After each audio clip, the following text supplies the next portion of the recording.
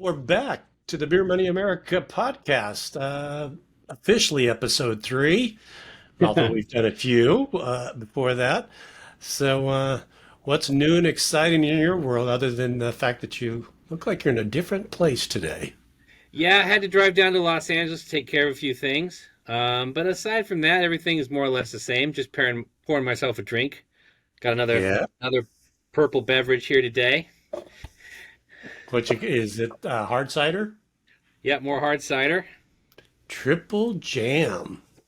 Yeah, it's funny. I had kind of a thought about this, and it occurred to me that I think my target audience for my beverage drinking is guys who like wine coolers, but don't want to admit that they like wine coolers. So we can drink cider instead.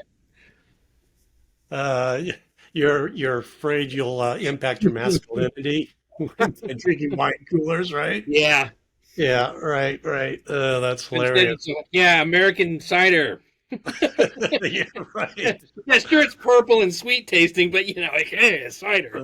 That's right. Hey, perception's reality. That's all that matters. Exactly. Absolutely. Well, I'm still in the Hollywood Halloween phase. Day of the Dead here, Belching Beaver. Oh, nice. This is actually one of my favorite IPAs. I know you're not into hop stuff, but um, whenever I get to Belching Beaver, this is what I usually get. So, Yeah, my wife uh, likes that beer actually. yeah, Hmm. yeah, that's one of their bigger ones. It was interesting. They started out with a peanut butter stout, which I'm not a big stout person, but I actually like their peanut butter stout because it's kind of like the wine cooler thing. It's got little bit of a sweet flavor and all that, but it's still stout. So you can get away with it. I was going to ask you, how is the shed coming along? Oh, the shed ran into a difficulty. So Uh-oh. I was putting the roof on the shed, Yeah. and the wind really came up and was blowing around, and so it has this fabric roof that you impregnate essentially with rubber to sort of make it one complete thing. But Right. when the wind was blowing, the fabric that I was laying down on the roof started to get ripples, so my Uh, roof got a little wrinkly. So I'm gonna have to see about trying to fix that. But I mean, everything else all good. so you got the walls up then if you're working on the roof. Oh yeah, the walls are up, the windows are in, everything is basically done. I'm just waiting for stucco. That's the one thing I won't do myself is the stucco because I mean Yeah. stucco's complicated, so can't really do that myself very easily. So Yeah. I have somebody come in and do that. But yeah, so I'm waiting around on that while I'm working on the roof. But yeah, everything's going pretty well. How Well, about yourself? I was thinking about your shed the other day when I was thinking, well, you may want to rethink that because you could probably get a couple grand a month in rent if you just rent it out to somebody.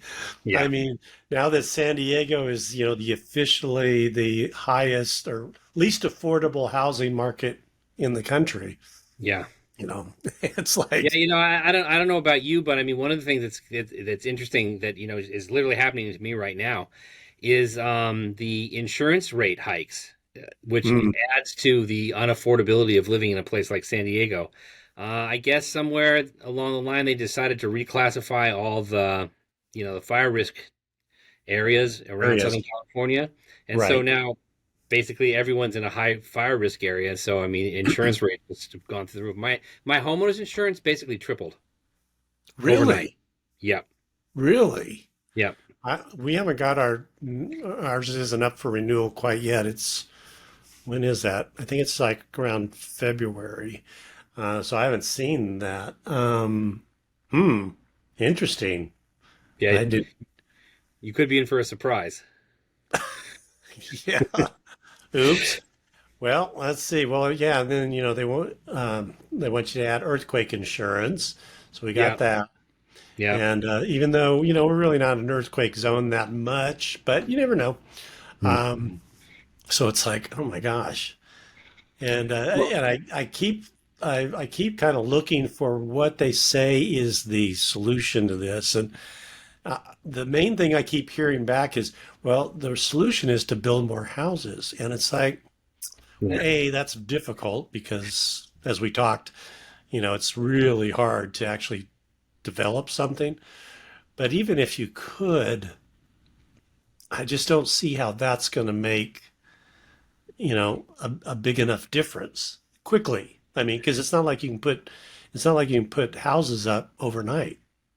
Well, one of the Uh, things that we do here in California that, I mean, it's a problem nationwide. Everybody talks about the need for affordable housing and the homelessness problems, and you've got the immigration situation. I mean, if you look at places like Chicago and New York, who are now trying to deal with vastly more people who are unhoused, I guess is right. how you put it.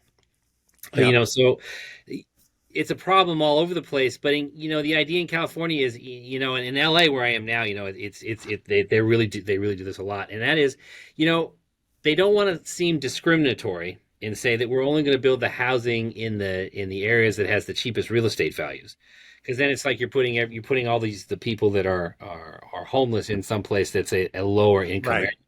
Right. Right. But then you have to think about, what are you actually doing? So here in Santa Monica, one of the highest, most expensive places Yes. to build anything on the planet, Yep. they want to build affordable housing. But the cost to build affordable housing in Santa Monica is astronomical. Right. So it's like what developer, what organization, what person is going to build, affordable housing in this location when the cost to build it is just nuts. And then if you Yeah. start increasing insurance rates for everybody and driving up that kind of cost, this idea that you're somehow going to build affordable housing in places like Southern California, Yeah. especially somewhere along the coast, Right. I mean, you're out of your mind. That is just Yep. terrible policy. And it Yeah. goes back to what we've been discussing and what we talked about the last few weeks is you got to get costs of things down. If you want Yeah. to build affordable housing, you got to get the cost of building houses to be less. There's no way around it. Well, and that's probably a good place to jump off on that because I know you've mentioned that several times about it's really about cost of living, Yeah. more so than trying to build our way out of these things, right? Yeah.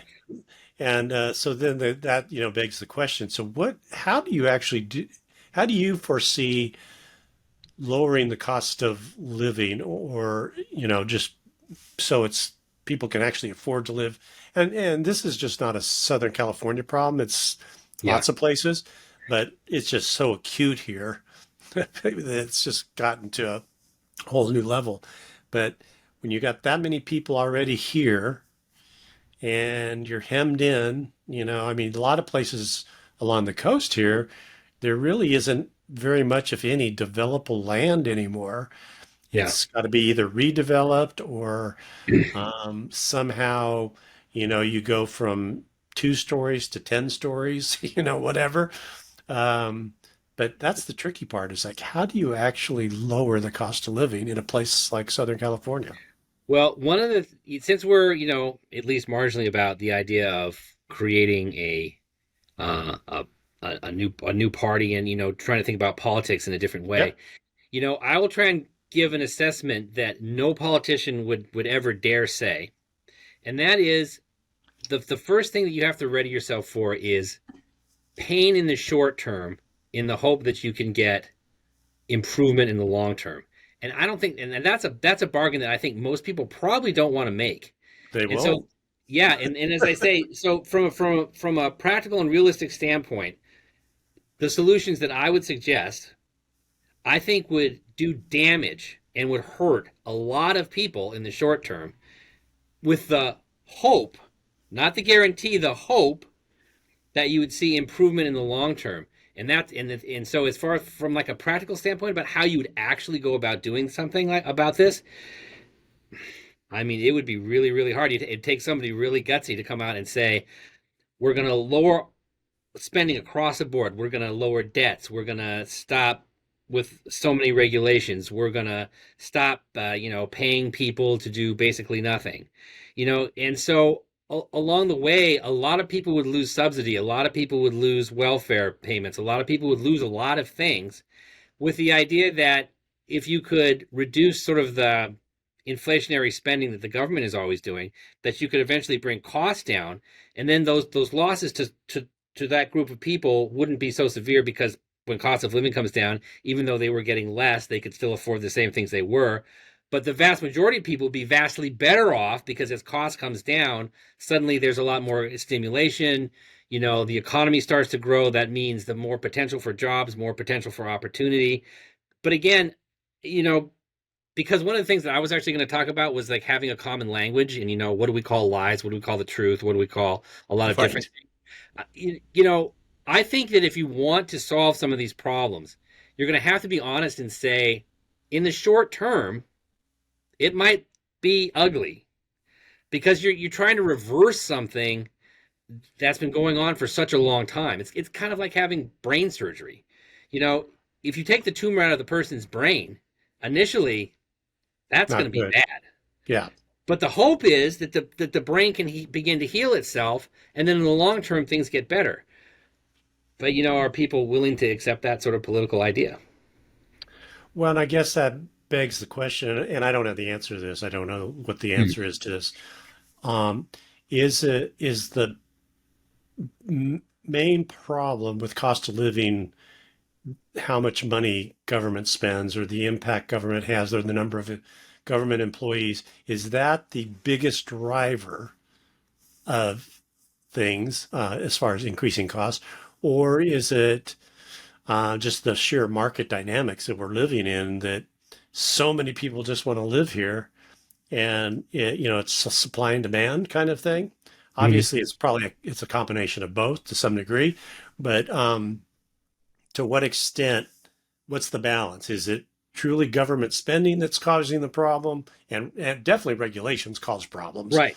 I mean, no question about that. I think anybody that's rational, regardless of what side of the fence you're on, knows. And I hear it all the time from particularly business owners that I talk to and work with about how difficult it doesn't not only construction but things like getting it just approved to open a new restaurant and get the Yeah. health department there or get an ABC license or that sort of thing.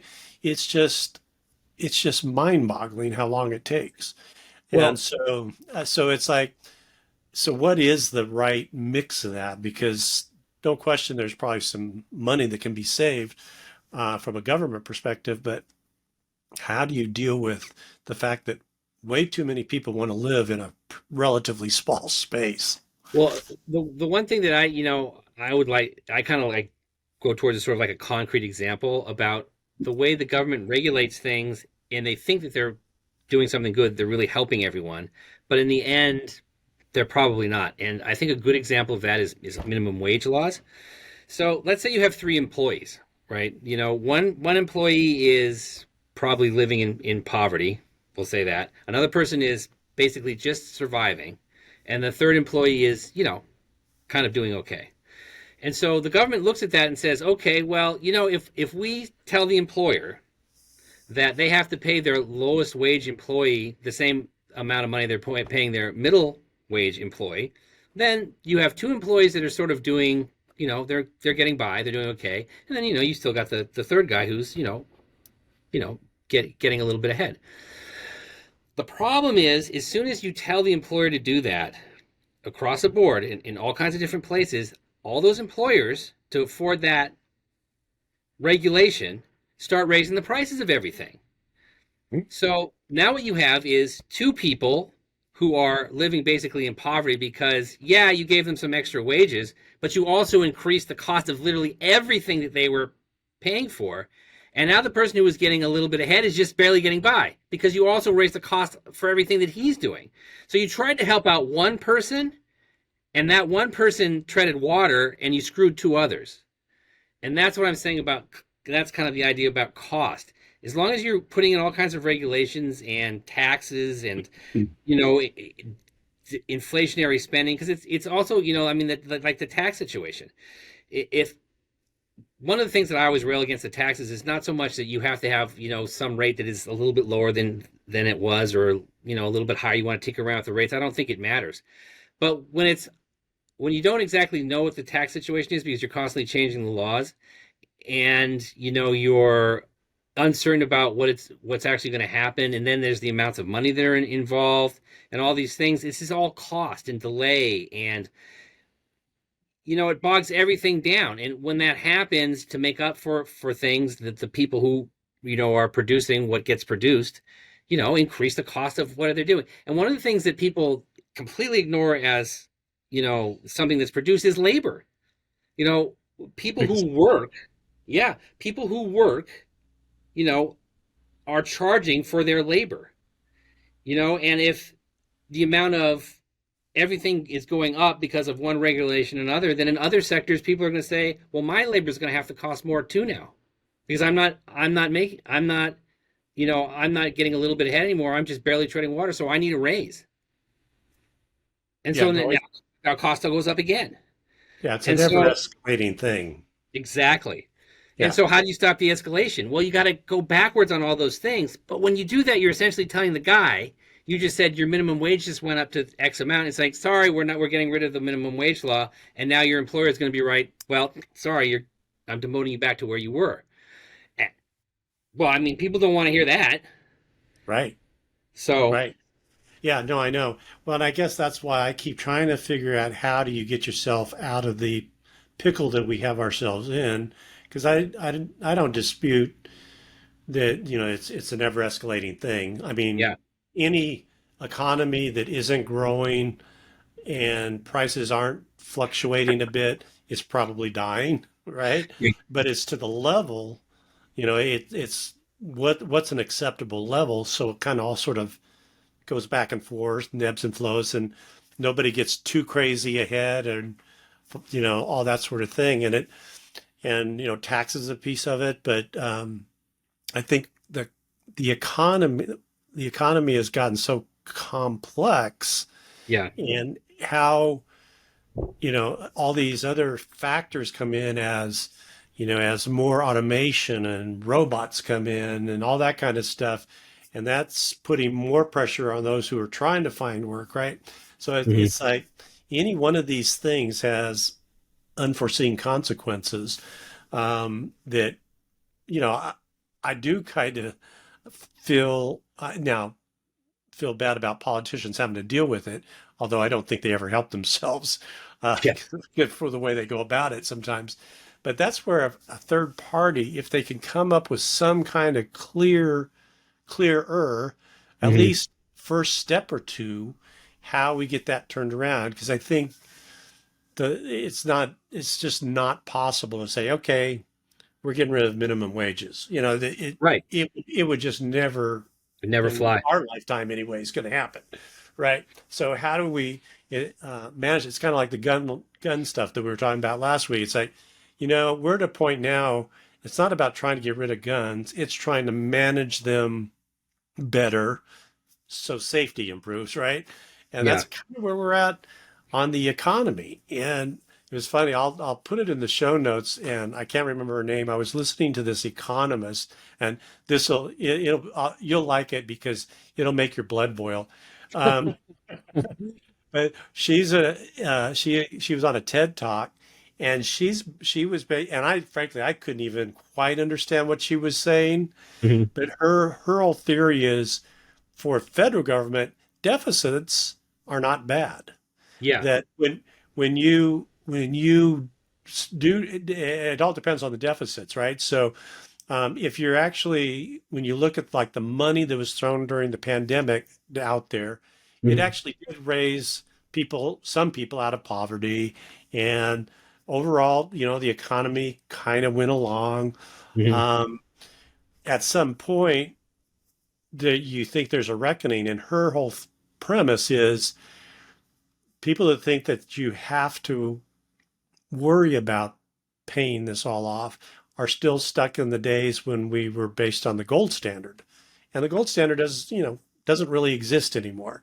Right. um, and so she didn't say it in these words, but basically it's like, really, the federal government, they manage the money.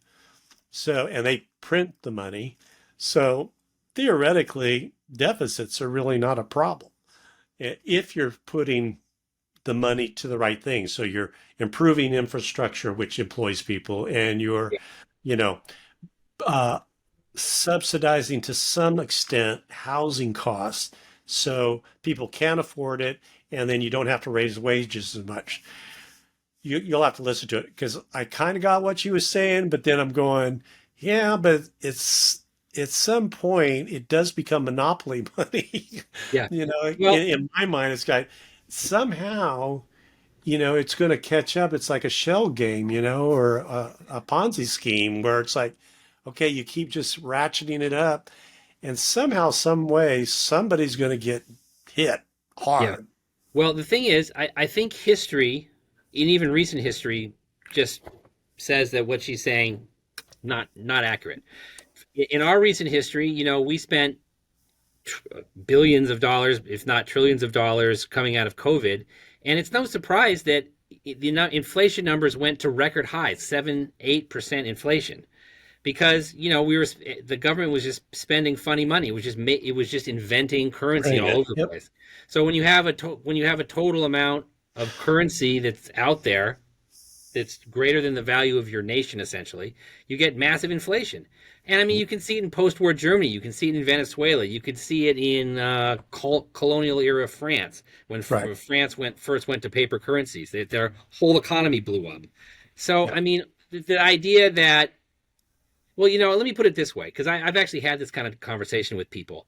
I think you either believe that economics is a real thing, and that Right. things like supply and demand and the laws of economics are actual laws that are fairly immutable, or you think that the economy is just, kind of whatever, and that Right. people can do whatever they want. It just doesn't matter. I happen to believe that economics is real, and that you can see it over and over again. You can see the patterns, and you can see when people get themselves and nations get themselves too far into debt, they blow up. I mean, it's how we destroyed the Soviet Union. Essentially, we just essentially ran them into bankruptcy. And Right. so, yeah, it's nice that the United States government can essentially print money, but that just denies the reality that, you know, the United States essentially has a kind of like a value. Whatever our economy is the sum total of human interaction within the country. It has some amount of something, and then you go beyond that, and you get inflation, and your currency takes a dump. And I Right. just don't think that there's any way of getting around it. Well, and I think the part that was missing out of that conversation she was having too is world economies are so integrated now Oh yeah, that you know if you were just solitary and it was just the US on its own and you didn't really deal with the rest of the world. I don't know, maybe there's a way that works, yeah. but everything is so integrated now, like it or love it. We're in bed with every other country in the world Hmm. and vice versa. And it's like you can't, again, you have unintended consequences.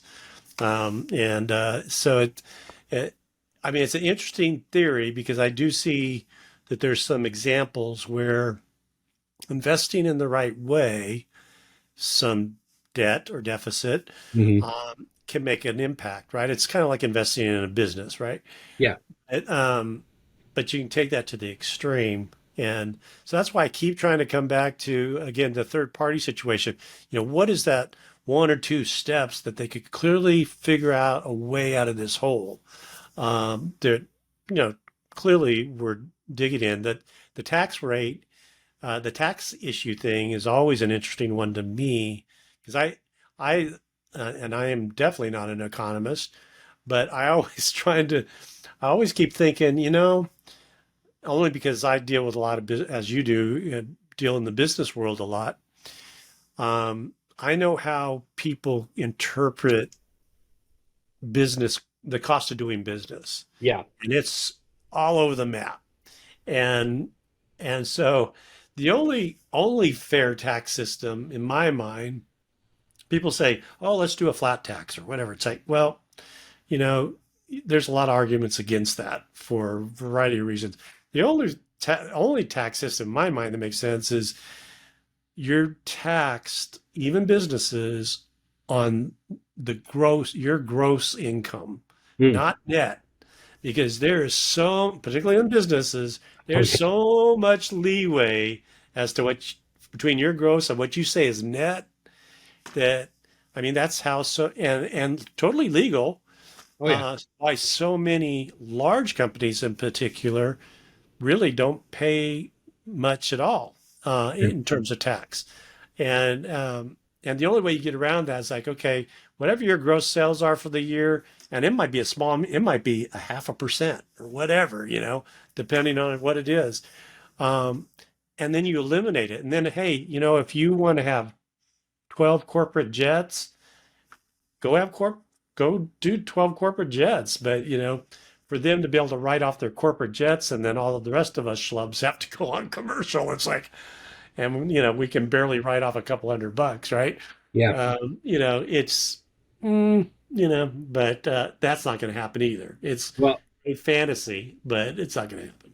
I would throw something out there about taxes because I think this is a very fundamental thing. So I think one of the things that, and this is sort of me philosophizing again, I guess, but it's like, what is the purpose of the tax code? And in my mind, the tax code has only one purpose, and that's to fund the government, and it has no other purpose. So as soon as you start talking about, the rich people do this and poor people can't do this, and my political opponent should get more tax than my political friends, or I should give a write off to some business that I like or whatever. Nah, Mhm. it's all about what is the tax code that generates the most income, for the government. And what it really comes down to is if you look over the years, because sometimes taxes get raised, sometimes taxes get lowered. But if you look at government income, like when Trump lowered tax rates, government income didn't really go down. In fact, over the course of his presidency, it went up. And other presidents have raised taxes, like when George Bush the elder Yep. raised taxes on anything. He didn't really help government income. It didn't help. What really matches with government income is growth. So the tax code should be whatever tax code maximizes growth while still maximizing government income. That should be the tax code. And all this nonsense about we should tax these people this much or those people that much. Look, if the best way to get income is to have really low tax rates and have really massively large numbers of millionaires that are massively richer than everybody else, then that's the best tax code because it gets the most income from the government. So I don't care. Whatever gets the most income. Yeah, but you got you got the reverse of that is what is government then, right? So it's like that's where that whole issue comes to play. It's like, well, whatever gives us the most money to fund the government, great, but then you have to decide what is the government supposed to be doing, right? So that's where the cutoff always is. It's like, okay, should the government be involved in whatever, investing in building more electric charging stations around the country? Should the government be involved in helping the poor and the hungry? So that's where, again, it's got to be one of these things that's sort of level set somehow. Well, And yeah, but I hence still the say reason that politics. whatever the government is involved in, whether it's a lot or a little, the best tax code is still the tax code that generates the most income for the government. True, but that's always going to be set as a benchmark as to what they think the government needs.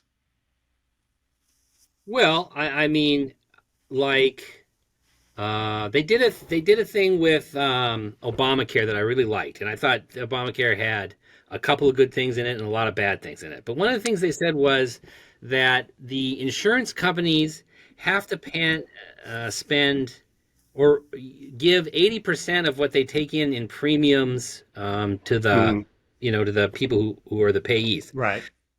And so what that meant is that people who buy their insurance like me, I occasionally get a rebate if the insurance company doesn't spend all of the money, then it Right. rebates to the people who paid it. And I would say the same thing is true for the government. If the government doesn't end up using all the money that it takes in because it has the best possible tax code, then it should rebate that money back to the taxpayers at the rate that they paid it in. If they're not going to use it for something. But I mean, obviously, the government always uses every money they budget for something. I was going to say that's going to be a challenge. Well, and that goes back to still my number one beef in all this is campaign finance reform.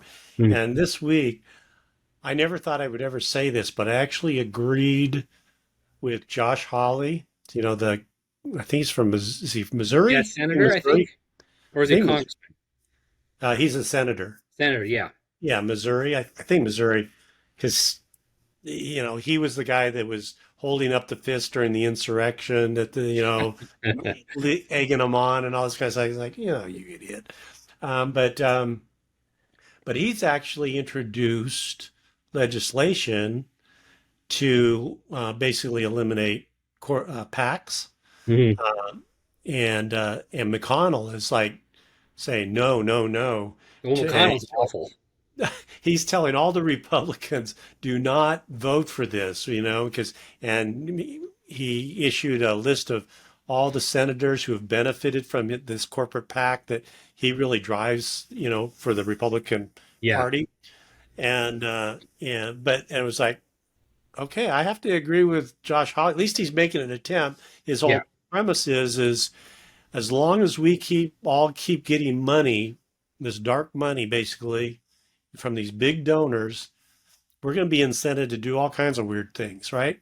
yeah, And I haven't read all the details of it yet, but at least on the surface, it was like, okay, at least somebody's trying. Basically, he was trying to, um, fix when what was it? Citizens United was yeah. struck down, and that was struck down basically right, wrong, or different. If you agreed or disagreed with the Supreme Court, it was basically over some technicalities of, well, Congress has to pass specific language of how these things are supposed to be managed. If you're not going to pass language over it, people should be able to donate as much as they want, right? Right. It's basically what it came down to.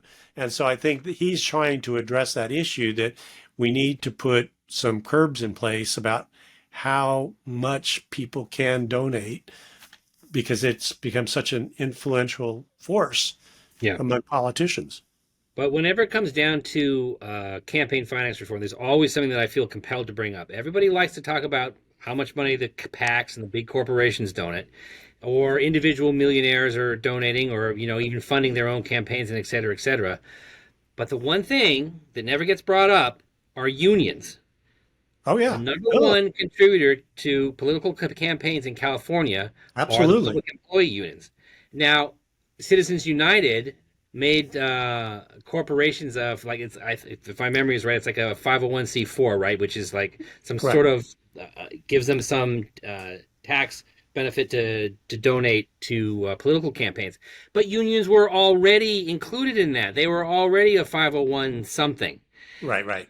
So the thing is, like, the teachers union in California can take dues from all the teachers, even if the teachers don't support what the unions are doing.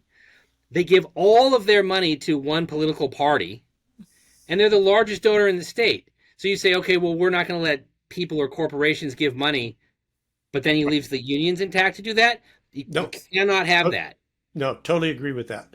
I mean, a voice is a voice in my mind, and I think that was really what the Supreme Court basically said about that. While I didn't like the decision, I understood what they were saying. It's like, well, in fact, I think they use kind of that language. A corporation is a person, Right, basically, right? So they should have every right to express themselves like anybody else. And to your point, unions are already doing that, as right. are churches and the Yeah, whole religious thing, which is a whole nother.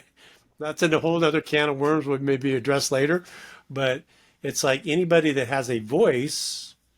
I mean, I get it, but there should be, including with the unions, there should be limits to how far you do that, because it's like, because it just becomes this, it just helps bifurcate all of us. It's like if you're, yeah, for the teachers, you're going to say, hey, let them spend all they want. If you're for business and corporations, hey, and we all just keep getting split apart. And at the end of the day, it comes down to the money that's yeah. driving it and driving politicians to do these things. We're incenting them to fight.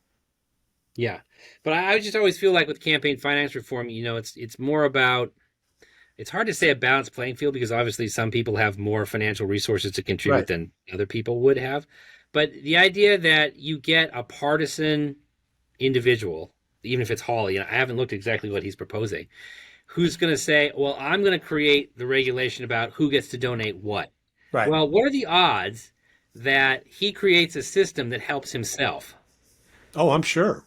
No And think about question. like, going back to third parties. We've had this discussion about the getting the Common Sense Party on the ballot in California. Right. Well, the parties in power are able to receive more money Right. than parties that don't yet exist. So, the politicians obviously made the rules that helps them stay in power. So Yep. as I say, for me, if I have a choice between selective legislation and no legislation, I'll take no legislation. Right. Well, or I mean, yeah, I would agree if it's selective legislation, Yeah. or if it's legislation that anybody that has a voice, and you can define that however you want. It could be a Mm, union, it could be a PAC, it could be a business, it could be a person, it could be whatever. Just simply putting thresholds in there across the board, everybody's treated equally. mm, Um, at least it, at least it kind of levels it out enough that hopefully it's not to the benefit of a politician to talk to any one group, right? I mean, yeah. there'll be a balance there, and or create such an incentive where, and again, this is probably living in la la land, that we figure out a way to incent politicians to come up with compromises and doing the right thing, Yeah. right? And Yeah.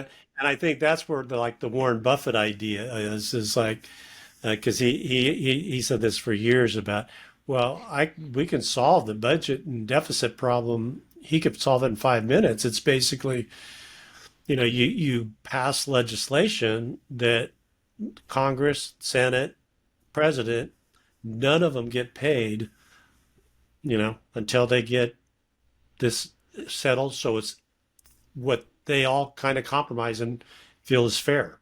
Yeah. And with the goal of trying to make it as close to a balanced budget as possible. Um, and so, some combination of those things to incent them to do the right thing. Um, and again, I think that's where a third party could Yeah. put that and put some of these things on the platform, and really go out and push that, because I think people would buy into it. Yeah. One of the things that I also thought of, over the years was that instead of trying to restrict donations, put a cap on how much any campaign can spend on a Yeah, particular election. Because then there's no point. You don't right, really need to raise, so many gazillions of dollars because as soon as you hit the cap, you're done. And I right. think you could monitor that a little bit more easily, you know. Yep, And yep. again, No, I think it would also help even the playing field because one of the things is like, well, Corporation X or Union Y has so much money that they just drown out the voices of everyone else. yep, But if you could only spend, say, $25 million on the presidential campaign, well, you could raise that from individual donors. Basically, you wouldn't have to listen to these yahoos because you could only spend yep, so much anyway. So I always yep, like that idea of like passing a law that says, every election you can only spend X amount of money, and you'd have it raised over time because to deal with inflation or whatever. And like a yep. Senate race would be like 25 million, the president's race would be 50 million, or you come Whatever. up with Yeah, enough. Yeah, yeah. No, I think that's a good way of looking at it. And you just, again, but you'll still have to put parameters around, because like with a lot of the PAC stuff, technically the politicians are not associated with those PACs, right? right. They're not supposed to have any connection whatsoever, which we know is just silly. That's bull. Um, and So you still got to figure out how do you kind of clamp down on that. But Well, I do think, yeah, I totally agree with you on the trying to get that, and that would be a great third party yeah, platform. platform position. But also, Figure out what they are. I was just going to say that I would say that what you're talking about PACs and things, that's where the FEC should actually grow a pair and you know start doing something to actually ensure that we actually have fair elections. You can look at an advertisement and say, okay, this advertisement is supporting Right. whoever it's supporting. I mean, it's pretty obvious. I mean, it wouldn't be very good advertisement if you couldn't tell who it was supporting. Right. And so, and you know how much they spent on to run that advertisement, how much they spent to make it, and you say, okay, well, that campaign just gets that amount of money taken out of its pool. Yep. And Yep. as soon as Yeah. Let the it. campaign goes over it, you start pulling ads down or finding them or whatever. And I mean, it may take an adjustment period, but eventually you could get rid of some of this hokum. Yeah. Right. Exactly. No, I like that idea, and I think that's a great approach to it. And I think they actually do track the levels of spending. What they don't track, particularly with there's a couple different kinds of acts, Mm-hmm. and the one that's most controversial is the one that, and I don't know the technical language around it, um, where donors are basically secret. They can plow as much Yeah. money into that, and you don't know who those donors are. But the way around it, to your point, is okay. Well, great. Plow as much money as you want into it, but you are limited. Each campaign is limited by how much you can spend, regardless of the source. And it's like that would kind of solve it. You don't even need to know who the donor is. Well, another thing that always comes to mind that when I look at this kind of stuff is like quote unquote news organizations, take your pick, Fox, Yep. CNN, MSNBC, whatever. If they're going to have a candidate on for 45 minutes and throw that candidate nothing but softball questions, then they're getting 45 minutes of essentially free advertising where they can just Yep. puff up their own feathers. I mean, the value of that is just astronomical. Or Yep. when like the LA Times, the New York Times sends out their list of endorsements of candidates, what is the Yep. value of that? So Right. again, if you want to reform these things, you really got to start digging into the weeds about, how are people actually being promoted and how, what are the politicians actually getting and what are they actually, not having access to, that kind of Well, stuff. and back in the day when, there were really only three or four networks around, Yeah. back when we were kids, um, they had the fairness doctrine, right? So you had to give equal time. And that all has gone away over the Yeah. years now because of cable and social media and all those things. That really does not exist anymore. Yep. And it's definitely a problem because to your point, it's almost as valuable, if not more valuable, than the actual dollars they're fundraising on Exactly. these. So again, as I say, it's just kind of an interesting thing, when it comes to campaign finance. But I think if you, again, to go back to the third party, if you had a party, that was outside of the lawmaking that currently goes on to benefit the two parties, they can have a very clear-eyed view of saying, "Hey, look, we're a party. We're trying to move forward, and we can look at these laws and say this is not fair to us, and it's not fair to anyone else that's trying to Right. get involved in politics." And laws that treat the two big parties differently than they would treat everybody else, take them away. Well, yeah, that's a good idea. I mean, maybe all these third parties. I just heard of another one, the Justice League. No, not Justice League. That's a comic. The Justice Party. It's not Uh, another party. uh, a guy out of Utah, I think it is, that started the Justice Party, who used Mm. to be a Democrat but got fed up with it, and is totally a third party. Um, Anyways, maybe all these, splinter third parties should band together. I mean, there's probably some, and I'm not a big fan of suing people, Mm. but maybe that's a good class action, get together and Yeah, sue their way into fairness because um, what difference does it make if you have 10,000 people in a party or 10 million people in a party? You should be able to be a legitimate party and play by all the same rules when it yeah. comes to getting funding and all that, Well, we're right? coming up on our end of our time, but before we Here we do, are. I have to tell you my absolute worst third party story because it's just I have You to say. have so many. So the thing was, I've always been disenchanted with the two party system and just I always hated it. And it was such a long time ago that I don't even remember all the details perfectly. But I think it was a gubernatorial race in California. And you had the Republican, you had the Democrat, and I didn't want to vote for either of them because I thought they were awful. And so when I went to the ballot box, I just looked down the list, and I can't remember exactly what the name of the party was, but it was something like the American Independence Party. And Right. I was like, that sounds good. I'll just vote for that Yeah. guy. And so the next day, when the election results came out, I looked through the elections, and I found the American Independence Party candidate, and he had like 5 votes. I was like, five? God, that's really horrible. That's really bad. So one of those votes is mine. One of these 5 votes. And I was like, I wonder who this guy really is. And so I went to the voter guidebook All right. and looked him up, and he was like a freaking, white supremacy, far right wing Nazi type. Oops. And I was like, oh, you gotta be freaking. I arbitrarily voted for it. Ever since that day, I I always regard fringe third parties, like, oh, there's all these like scattered fringe parties. I'm like, okay, take a deep breath. Right. Some of those parties you do Yeah. not want to be supporting. I took my own medicine on that one, and am much more cautious, forever going forward. No, I hear you. I know because there are some, I mean, I think every presidential election, there's what, 100 or 150 actual presidential candidates, Anybody can run for president. You may not actually get on all the very few ballots, but anyways, yeah, no, that's true. But see, that's where I think, again, I know I live in fantasy world lots of times, but bringing it back to the local situation, Yeah, I think a lot of third parties are starting to focus on is, it really is about local politics. And by local, I mean within your state, right? yeah. So, and I always come back here to where we're at in this 49th congressional district.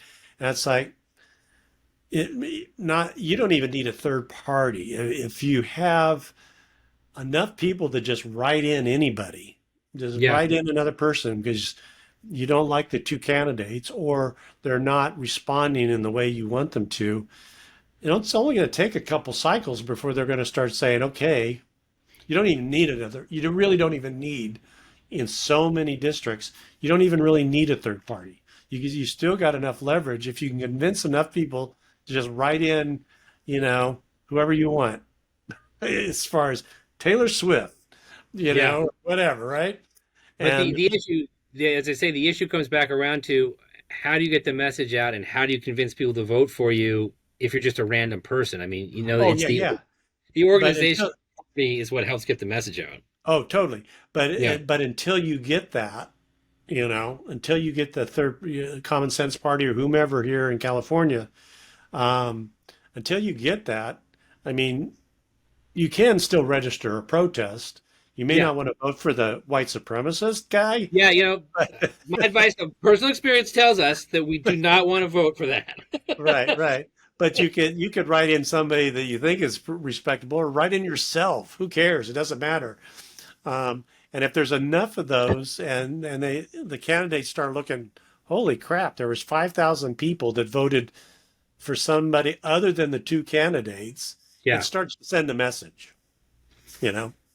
Yeah. And again, it's like here at the 49th, I have nothing against Mike Levin at all. I mean, I have voted for him, but at the same time, he's part of the machine.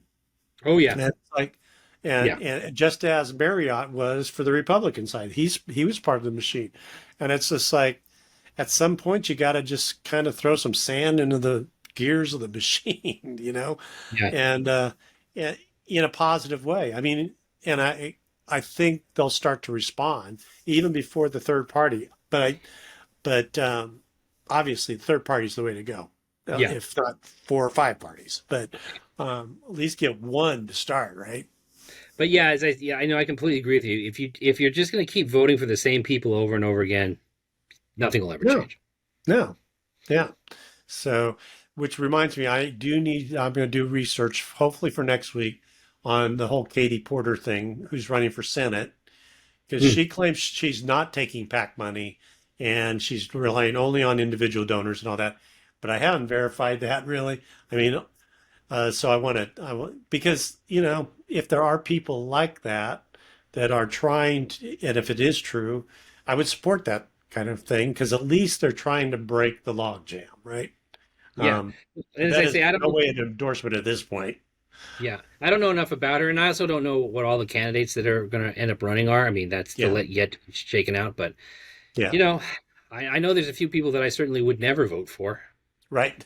So Those are easy, right? yeah, Yeah, yeah, and, yeah. and I think there's going to be a few of them running for the Senate. So Oh yeah, for sure. For we'll sure. worry about them. Yeah, absolutely.